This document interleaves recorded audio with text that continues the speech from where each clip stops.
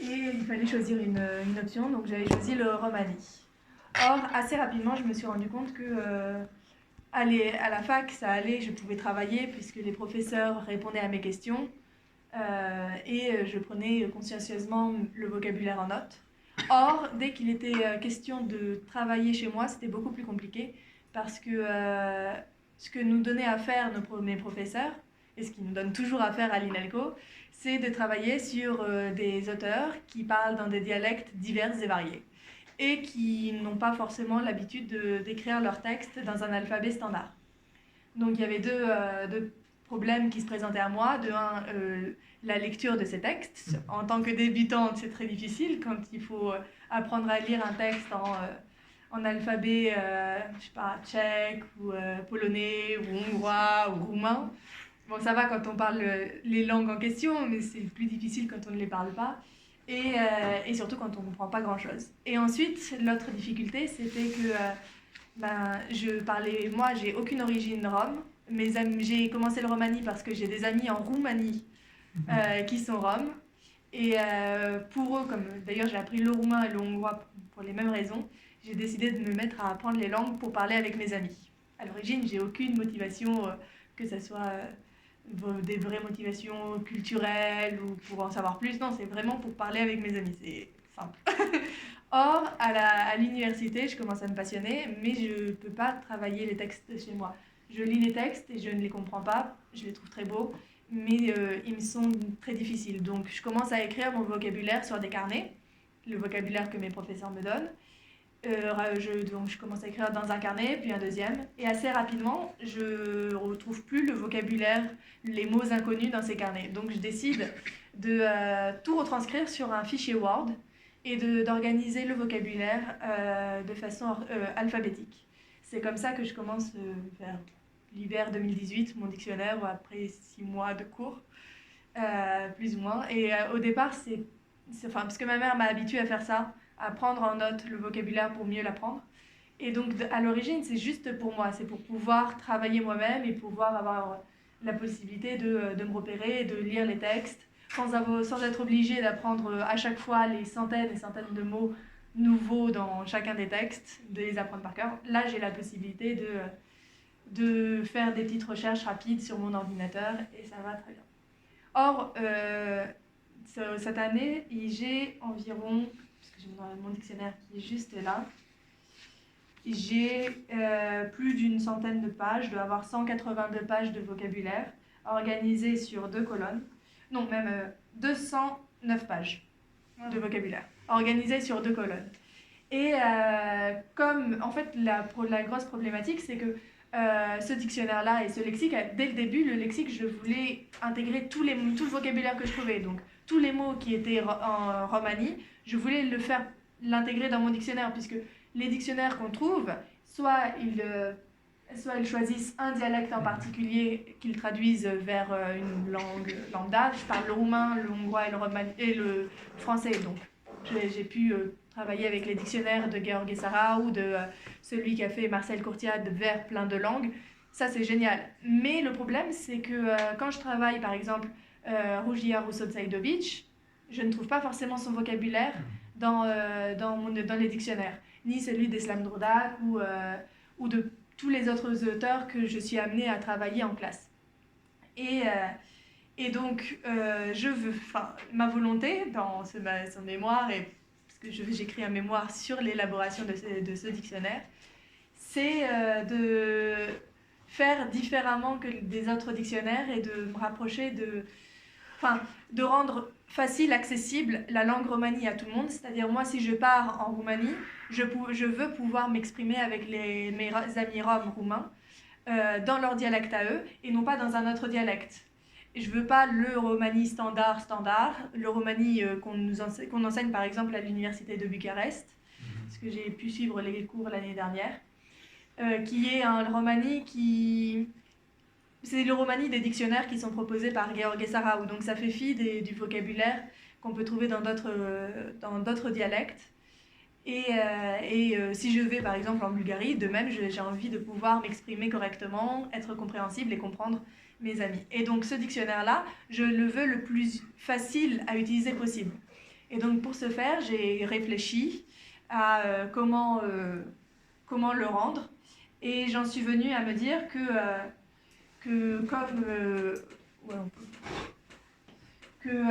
puisque les Roms ont voyagé à travers le temps, dans le monde entier, là il y a juste une carte de l'Europe, ça montre plus ou moins leur trajectoire, leur arrivée. Toutes mes excuses, mais ils ne sont pas venus du Rajasthan. Non, ils ne sont pas venus, mais c'est la carte que j'ai trouvée, et comme je n'ai pas trouvé 10 000 cartes non plus, j'en ai pris une avec les dates. Je voulais une carte avec les dates. De l'Uttar Pradesh. Oui, je sais, de la ville de Kanauj, pour être plus précise, qui se trouve plutôt là. Ça se discute aussi. Voilà, donc c'est plutôt vers là-bas qu'au Rajasthan. Mais comme c'était... mais c'était pour voir à peu près les dates. Comme les Roms ont traversé tout le monde entier, ils sont même en Amérique latine, en Amérique tout court même, eh bien, je me suis dit que une carte, c'est quand même très visuel. Et puis, les linguistes, que ça soit Marcel Courtiade ou d'autres, ont eu tendance, si tu veux bien, à diviser les... Là aussi, on ne voit pas grand-chose. Il y a la carte de l'Europe, toujours. Mais c'est trop clair. C'est la carte que j'ai trouvée sur Internet, là aussi, sur Manchester. C'est Hitler et Boretsky, c'est des Allemands qui ont fait cette carte, allemand-autrichien. Okay. C'est une division dialecte, une des façons de diviser les dialectes. C'est l'une des façons de diviser les dialectes. Et donc, sur les cartes, on arrive assez facilement à distinguer. C'est-à-dire, si je vais, moi, en Roumanie, et que je vois que je suis d'un tel dialecte, eh bien, sur mon dictionnaire, en gros, dans l'idée, ce serait plutôt de faire sur la carte suivante. Donc, au début de mon dictionnaire, il y aurait une série de cartes qui présenteraient par couleur, donc là, c'est, disons, le vert, qui présenterait, où il y aurait des petits points devant les mots de vocabulaire qui sont spécifiques à tel ou tel dialecte, et les codes couleurs, on aurait à se référer directement sur les cartes, qui permettraient de savoir, bon, bah, ce mot-là, il est utilisé dans telle ou telle région. Et donc, il y aurait des codes couleurs, en fait, tout simplement. Ça ne présente pas tout à fait tous les... Enfin, ce n'est pas l'idéal, puisqu'en soi, ça montrerait géographiquement, mais sans être vraiment très précise, des zones plutôt que réellement les régions ou même les groupes. Enfin, j'ai vécu en Roumanie, et ne serait-ce qu'à Deva, dans la ville où je vivais, il y avait plusieurs parlers qui se confrontaient. Mais au moins, en fonctionnant comme ça, ce serait quand même plus simple que... en juste regardant un dictionnaire où il y a tous les dialectes qui sont proposés et en ne sachant pas que tel mot va s'utiliser ou pas. Et donc, pour faire... moi, je trouve que c'est peut-être ce qu'il y a de plus simple. Et donc, voilà. Pour comment est-ce que je mettrais en place dans mon dictionnaire, je vérifie juste le temps que j'ai. J'ai encore 20 minutes, a priori. Donc, tout va bien. Oui, donc j'ai mis deux cartes qu'on trouve sur le Manchester, le RMS, donc c'est un projet sur la linguistique, sur les différents dialectes, qui propose une série de cartes avec le découpage par dialecte. Donc ce serait plus ou moins celui que... Par groupe de dialectes. Oui, voilà, pardon. Par groupe de dialectes, et ce serait plus ou moins celui que je choisirais.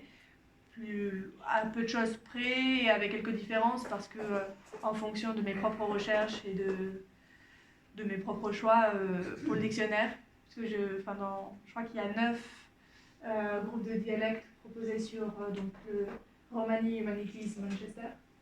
Non, pardon, 12. Et donc ça commence à faire beaucoup, mais enfin il faut que je réfléchisse encore. Je commence à peine, c'est-à-dire mon dictionnaire s'est mis en place plus ou moins en 2018, j'ai écrit le premier mot. Aujourd'hui, je commence un petit peu à l'organiser, puisque à l'origine c'était juste un lexique, sans questions comme ça. Et maintenant que je souhaite moi-même m'exprimer, écrire des textes, ne serait-ce que pour écrire des lettres à mes amis, hein, et parler à l'oral en Roumanie, mon dictionnaire n'est plus suffisant et n'est plus vraiment très utile, même pour moi. J'ai choisi plutôt une division, parce qu'il y a plusieurs divisions qui sont proposées par plusieurs linguistes. On découpe, par exemple, Marcel Courtiade parle de strates, il découpe la langue, enfin les dialectes romani en 4 strates, en 4 dialectes. Donc il y a le super dialecte O et le super dialecte E qui eux-mêmes se subdivisent en superdialecte avec mutation et o. Et c'est plutôt sur le mot en lui-même, enfin sur les terminaisons, par exemple sur les conjugaisons. D'autres, par exemple, George Sarao, lui, a tendance plutôt à découper par groupe, des groupes socio-culturels, également basés un peu sur les divisions de plus ou moins comme Marcel Courtiade sur les isoglosses, sur des choses. Et après, il y a Matras, enfin, il y en a plusieurs. Donc, moi, je choisirais plutôt par géographique, tout simplement parce que si je dis juste que... quand vous regardez le RMS sur le site Romani Humanities Manchester, vous trouvez des dizaines et des dizaines de dialectes. Donc dire que ce mot-là, ce mot qui n'apparaît dans aucun autre dialecte, vient de ce dialecte-là, ça ne veut rien dire pour quelqu'un qui commence le romani, ou même pour quelqu'un qui parle un minimum romani, parce que j'imagine que chacun d'entre vous, Roms, vous connaissez très bien votre dialecte. Vous connaissez quelques dialectes, mais vous ne connaissez peut-être pas l'ensemble des dialectes, comme par exemple Marcel Courtiade était, je pense, l'un des rares à pouvoir aussi précisément dire que tel mot venait de tel dialecte, de telle région. En tout cas, moi, j'en suis incapable, et je trouve que ce qui est plus simple, c'est par carte. Et donc, de ce fait, il va falloir que j'organise mes questionnements, enfin mes cartes, mes dialectes, puisque comme il y a plus que, disons, si je choisis 10 cartes, il y a plus que 10 dialectes. Et donc il va falloir que je les regroupe, ce qui signifie aussi que ce que je souhaitais faire à l'origine, c'est-à-dire quelque chose qui permette vraiment de savoir dans quel dialecte chacun parle et pouvoir vraiment repérer dans le bon dialecte et s'exprimer dans le dialecte en question, je vais devoir regrouper, mais parce que c'est impossible, en tout cas au début. Peut-être que au fur et à mesure, si je continue à travailler sur mon dictionnaire pendant des années et des années, disons quand j'aurai 80 ans, peut-être qu'il y aura une dizaine, centaine de cartes. Je vais commencer. C'est ça, c'est l'œuvre d'une vie. Je vais commencer avec quelques cartes, surtout que je ne suis pas du tout géographe, et ça c'est pas quelque chose qui m'intéresse énormément, les cartes, mais pour pouvoir rendre ça accessible, ne serait-ce que pour moi, parce que c'est très égoïste, hein, ce dictionnaire il est avant pour moi et après pour les autres. mais vraiment, c'est pour... je reste sur quelque chose de... Je veux parler avec mes amis et je veux parler à tous les Roms, mais dans leur dialecte à eux. Parce que je trouve que quand on parle avec quelqu'un dans sa propre langue, il y a une telle richesse, il y a une telle... On rentre dans son intimité plus que quand on parle dans une langue étrangère qui nous est commune à tous les deux. C'est-à-dire pouvoir parler vraiment et pas juste approximativement, c'est tellement riche et ça apporte tellement que je veux pouvoir en faire autant et faciliter les choses avec un dictionnaire. Donc je vais tenter d'organiser tout ça. Mais oui, là vous avez... C'est lisible, désolée. Mais c'est une image d'un des... C'est l'une des pages, enfin l'une des pages qu'on peut voir sur mon dictionnaire. L'un des extraits sur la lettre R et autour de rat, riat, etc. Donc moi je prends l'alphabet, c'est ça en fait, le truc c'est que je prends l'alphabet standard qui a été proposé entre autres par Marcel Courtiade, qui a été accepté et que pratiquement tous les dictionnaires, en tout cas tous ceux que j'utilise moi personnellement, rédigent dans l'alphabet standard, à peu de choses près, puisque le truc c'est que dans l'alphabet standard, on choisit certaines prononciations et pas d'autres. C'est-à-dire par exemple, dans l'alphabet standard, on va pas faire la distinction entre les différents le. On va avoir une seule lettre pour le L. Or, que ce soit les Roms d'Albanie ou les Roms de Roumanie, il n'y a pas ou de Pologne, ouais, il n'y a pas tout à fait la même prononciation. Et donc, ça peut poser des questions, ça peut poser des problèmes sur comment... disons que ça prend en compte qu'un seul phonème. Or, parfois, ces deux phonèmes sont distinctifs et peuvent créer des paires minimales et donc poser problème. Et puis surtout, ça aide pas forcément à la prononciation. C'est-à-dire, mon dictionnaire est certes papier. Peut-être qu'un jour, je réussirai à mettre en place un peu comme le fait l'équipe de Manchester RMS le faisant en ligne et en plus ou moins en cliquant sur un mot et en pouvant l'entendre dans tel ou tel dialecte. J'espère qu'un jour ça se mettra en place. Ça, je ne le ferai pas toute seule, parce que ma prononciation, comme vous avez pu l'entendre, n'est pas terrible. En roumain, on dit que je suis en roumain, on dit que je suis une rarité, c'est-à-dire quelqu'un qui est incapable de prononcer les R roulés. Et c'est vrai, je ne sais pas prononcer les R roulés, sauf à la française, c'est-à-dire avec au fond de la gorge et pas au début de. Pas au début. Et donc, mon dictionnaire se voudrait polynomique, un peu comme l'ont fait les Corses, et ça a été fait en particulier par Jean-Baptiste Marcellesi, qui propose pour les dictionnaires corses de ne pas choisir un seul dialecte, une seule forme de parler en Corse, mais de choisir toutes les formes de parler. Parce qu'en fait, et c'est ce qu'on fait la plupart des langues finalement, c'est de choisir de dire, bon bah, ce parler-là, c'est le meilleur, et les autres, c'est pas bien. Donc si tu parles pas dans ce parler-là, tu sais pas parler ta langue.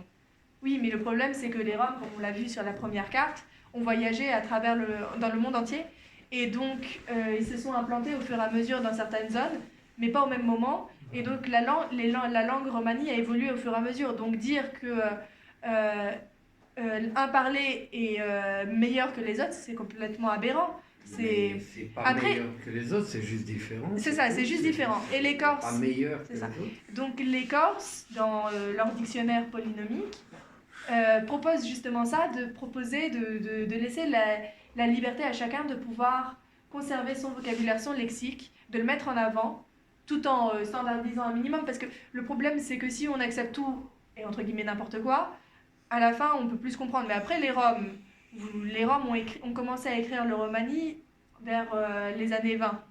Ce qui veut dire que depuis 1920, oui.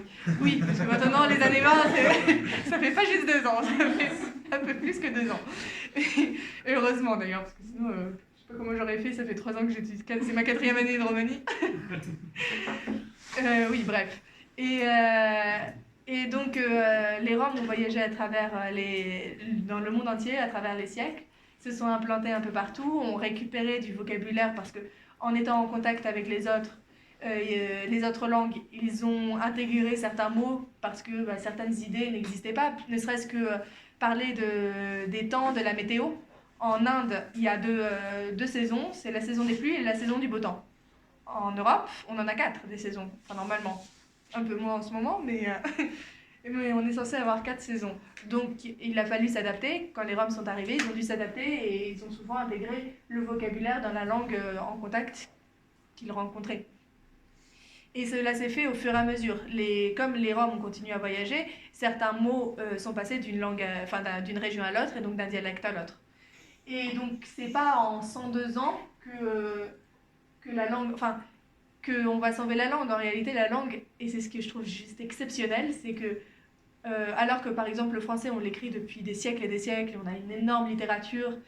Et entre guillemets, on dit que la langue s'est stabilisée et s'est maintenue, s'est sauvegardée grâce à l'écriture. Les Roms, comment ils ont fait? Ils ont parlé, ils ont échangé. Donc, ils n'ont pas attendu les années 1920 pour commencer à sauver leur langue. En réalité, la langue, elle a survécu et elle a survécu pendant plus de 1000 ans, malgré toute l'histoire qui a pu se passer, toutes les persécutions et même des persécutions assez récentes.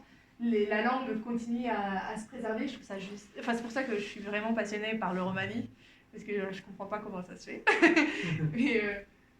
Et je pense que je continuerai à m'y adresser toute ma vie, justement pour ça.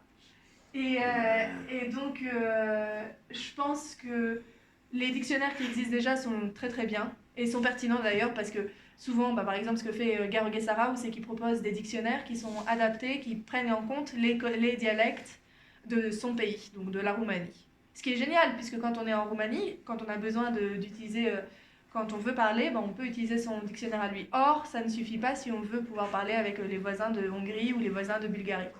Et c'est pour ça que je propose quelque chose d'un petit peu différent et que j'essaye de faciliter les choses en proposant ça. Mais c'est pas encore mis en place, parce que, comme je vous ai dit, j'ai décidé de faire... Enfin, je suis en Master 1, donc ça fait 6-7 mois que je travaille sur l'élaboration de ce dictionnaire. Et à l'origine, c'était juste une liste de vocabulaire, comme ça, qui se met en place au fur et à mesure. Voilà, à peu près. Et qu'est-ce que je voulais vous dire d'autre? Je réfléchis. que tu permets qu'on te pose une ou deux petites questions? Oui, oui, vas-y, bah, comme ça me... peut-être. Merci. Oui, bah, bien sûr. Merci. Par exemple, tu t'es occupé des dialectes anatoliens. Par exemple, le Zapari et le Karachi, qui sont des langues des langues romanies parlées sérieusement. Le Zapari en Turquie et le Karachi en Azerbaïdjan.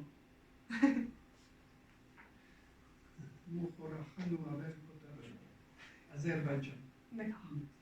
Oui, bon, mais j'en ai lu pas mal sur ces dialectes-là, non seulement chez Yaron Matras, mais aussi chez le grand linguiste Amerloc, Edmond Hancock. Hancock. Voilà. Et est-ce que tu as pris aussi le Mustala de Finlande? De base, je prends les... C'est-à-dire, je me suis intéressée d'abord à ce que je trouvais, donc les textes que je travaillais en classe, Non, puis mais ensuite c'était- mes propres textes, mais en fait, de la c'est sur curiosité sur comme quoi ça. je tombe. Et le calo espagnol qui Ah, est- bah justement, en fait, le calo, le cinto, le comme... calo, il est en train de disparaître, c'est Voilà. triste. Oui, c'est très triste. Mais c'est-à-dire mon dictionnaire, enfin je veux pas faire le choix, je veux pas faire de politique dans ce dictionnaire-là, donc je veux tout inclure et autant que je pourrais. Le truc c'est que ça se limite quand même à ce à quoi j'ai accès. Pour le moment je travaille toute seule. Peut-être qu'un jour je créerai une équipe pour travailler avec moi, ce qui sera peut-être Waouh. plus... J'ai rencontré Tout ça en Espagne des gens qui redressent le calot, qui refont le calot. Et si je retrouve leur adresse, je te la communiquerai Ah bah, parce pourquoi que pas. ils sont très très sympas. Et là, Ils veulent que le calot revienne. Mais donc oui, a priori je prends tous les dialectes, donc le calo, le cinto, enfin... Quant au Mustala, cadre, je ne sais pas s'il est parlé par beaucoup de gens. Enfin, il existe quand même. le Quoi qu'il en Mustala. soit, si on va dans la région et qu'il y a des gens qui parlent, moi je veux pouvoir faciliter leur vie. Vous ne distinguez pas les différents dialectes, vous les mettez tous ensemble à égalité? Bah, en fait, oui et non, parce que dans chacun des dialectes, il y a des bases communes. Un mot, mais c'est ça le problème, c'est que quand j'ai commencé à faire mon dictionnaire, je ne m'intéressais pas du tout au fait que ça venait d'un dialecte ou d'un autre. Donc mes 209 pages, il faut que je les revoie toutes. Oui. Mais là, je commence un peu à le faire. Enfin, là, je vous ai montré une page qui n'est pas colorisée, mais il y a certaines pages où j'ai des couleurs pour me dire que bah, ça, je l'ai déjà trouvé dans tel ou tel texte, et que du coup, ça me donne une indication sur le dialecte potentiel. Mais donc, devant les mots qui sont purement dialectaux, il y aurait tout simplement un carré de couleurs qui indiquerait la couleur qu'il faut regarder, enfin la carte en question. Oui, c'est ça, il y a une identification. C'est ça, pour distinguer. Je vais poser une question à mon. Après, à mon c'est- pardon. Les Turcs, les Arméniens, les Bien sûr, mais le problème... les Russes, ouais. Bah, parce qu'il y a un mélange de bien sûr, mais d'origine et puis d'apport. bah, c'est toute la question de qu'est-ce que je choisis, comment est-ce que je choisis, c'est-à-dire ne serait-ce que les néologismes, la venue, enfin les entrées de vocabulaire qui viennent de d'autres langues. Enfin, pour le moment, moi j'ai surtout accès, mais parce que je me suis intéressée d'abord aux romanies de Roumanie, donc j'ai eu accès d'abord à du vocabulaire qui a été emprunté au roumain. D'origine roumaine. Oui, oui, bien sûr. Et vous avez distingué les racines sanskrites et sanskrites? Non. C'est à mon avis le plus important. Bien sûr. Il y a à mais peu ça- près une quart des mots. enfin, Mais après, je pourrais pas tout faire non plus, c'est-à-dire mon dictionnaire sera pas ce sera un dictionnaire qui permettra de distinguer les dialectes, mais qui sera pas étymologique. Ah, bah. Parce que je peux pas tout faire, c'est-à-dire sinon mon dictionnaire il fera pas ça, il fera ça. Moi, je suis à 190 pages sur l'étymologie. Oui, je sais. Ça, on peut. Alors ça, on pourrait être... Et vous avez Je voudrais poser une question quand même à propos Vous voulez des poser une dialectes. question? Je crois qu'il me- À mon, Il y avait- à mon compagnon. Jeanne, Termine déjà. À mon compagnon. J'ai entendu ton frère m'a dit comment tu vas toi la Karachi. Karachi, oui, en Il m'a appelé la Azerbaïdjan. Karachi. Oui, en Azerbaïdjan, Ton frère, parce qu'en c'est un Azerbaïdjan. mot ouïghour ancien, ça vient le mot Karachi, c'est-à-dire. On appelle voilà, les Tziganes des voilà. Karachi. En Iran, en Asie C'est centrale, marrant, on hein. s'appelle Karachi. Faudrait que Et en j'attaque. Azerbaïdjan du nord au sud, c'est-à-dire Iran, la langue Karachi, on n'utilise pas Çingene comme en Turquie. On n'utilise jamais le mot Çingene, on n'utilise que Karachi. Et puis Zergali aussi, qui est une langue, enfin, on peut travailler là-dessus. ça c'est du romain. C'est une langue de commerçants, langue secrète, tout ça. il y a aussi de mots Karachi ou Chingene. Le Zargali, c'est aussi en Iran, je crois, non? Oui. En Iran, ils parlent. Il y a des langues qui C'est parlent, la en langue fait. des commerçants. Ouais, c'est la langue des commerçants et il ressemble énormément aux langues qu'on parle, nous. Voilà. Parce que j'ai entendu des Roms iraniens parler. Et maintenant, il y a des études, mais malheureusement, c'est en farsi. Il y a des jeunes qui écrivent quand même sur la langue karachi, c'est-à-dire les langues de Ligan. Pas beaucoup, mais quand même, ça commence. Est-ce que vous avez utilisé Moi, les ce que dictionnaires j'aurais qui voulu existent poser, déjà? une question, si vous le permettez. Allez-y. En fait, les dictionnaires qu'on a fait jusqu'à maintenant, je sais qu'il y a beaucoup de gens ont fait des dictionnaires, Marcel Courtial notamment, etc., Chaïp Youssouf, tout ça. Mais vous, vous êtes jeune, vous commencez, donc à peine, on peut vous donner quelques indications. Ah ben, je suis là pour ça en partie. Je crois que ce serait beaucoup plus intéressant de faire un guide du routard des langues romaniques, vous voyez, Ouais. parce qu'en fait, on n'a pas une langue commune à Non. toutes les populations de partout, etc. C'est pas possible. C'est pas possible de créer un dictionnaire. Il y a des dictionnaires, il existe, mais c'est pas des dictionnaires vivants.